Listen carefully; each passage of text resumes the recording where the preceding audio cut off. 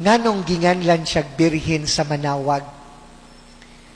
Many years ago, ang ilang unang anak, si Agnes, was 6 years old.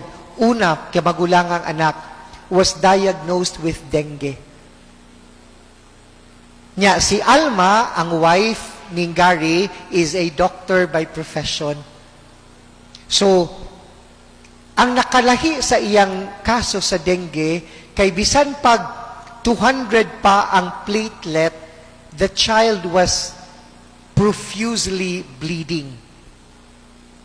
So, gadugo gyud ang asa nga, bisag asa nga, parts nga na opening. Unya, very critical ang sitwasyon ni Agnes. Ang nahitabo, hinahinay nang nag-ubos. There were 6 other doctors na team sa paglantaw sa kasong Agnes. Nya mutong gi-explainan na sila kay ni ubos 30, 50, 30, hangtod 20, gi-conference sila, gipaybalo sila nga wala na'y chance nga ang bata mo survive. Si Alma, nga doktora, murag nakasabot na siya sitwasyon. Pero si Gary, ang iyang bana, nga kauban ako seminary sa una, siya mo iningon nga, usa ka adlaw man lamang ang gitagal sa bata, mag-ampo ta. Kanang kinasing-kasing nga pag-ampo. Surrendering everything.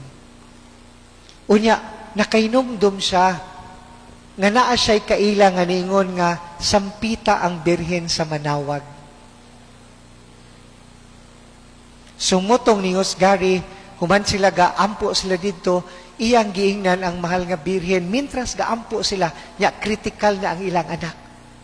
Apa niya, birhen sa manawag, akong ilitok ang imong ngalan, sukli sa gininhawas akong anak. Hangtod mabugto.